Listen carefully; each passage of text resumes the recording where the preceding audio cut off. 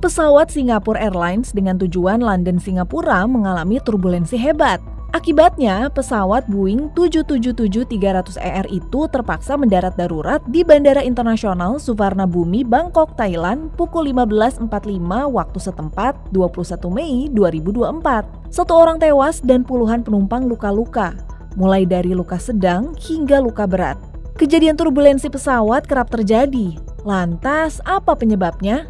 Sebelum membahas penyebabnya, Eramin mau jelasin dulu kalau turbulensi itu adalah kondisi ketika kecepatan aliran udara berubah drastis. Nah, turbulensi ini bisa disebabkan oleh banyak hal, terutama pola cuaca yang tidak stabil. Turbulensi biasanya terjadi ketika sebuah pesawat terbang melalui benturan udara yang bergerak dengan kecepatan yang sangat berbeda. Ada 3 kategori turbulensi, mulai dari ringan, sedang, dan hebat, seperti kasus yang menimpa Singapore Airlines ini.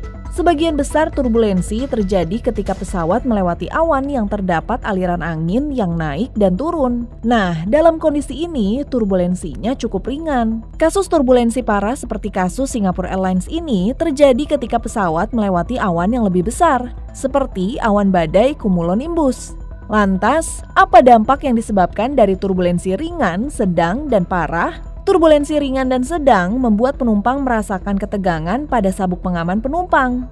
Barang-barang yang tidak diletakkan dengan aman juga bisa bergerak sendiri di sekitar kabin. Turbulensi yang hebat bisa melempar penumpang di sekitar kabin. Situasi ini bisa menyebabkan penumpang terluka parah hingga meninggal dunia. Selain turbulensi karena cuaca dan kondisi geografis kayak badai petir, pegunungan, dan munculnya awan tertentu kayak tadi, apakah ada turbulensi lainnya? Ada, namanya Clear Air Turbulence. Turbulensi ini bisa mengagetkan pilot dan terjadi tanpa peringatan. Dilansir dari The Guardian, Direktur Operasi Penerbangan dan Teknis di Badan Penerbangan Global LATA, Stuart Fox, mengatakan perakiraan cuaca di atas pegunungan memang bisa menunjukkan kemungkinan adanya turbulensi yang lebih tinggi. Tetapi, sayangnya pilot tidak bisa melihatnya, karena kekuatan dan arah aliran udara bisa berubah dengan cepat dan perakiraan cuaca hanya bisa menunjukkan kemungkinannya saja.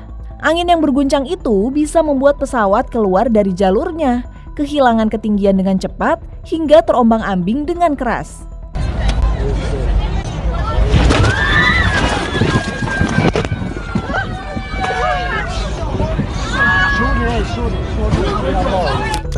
Eramania merasa nggak sih kalau kasus turbulensi pesawat hingga menelan korban jiwa tuh semakin banyak? Kok bisa sih?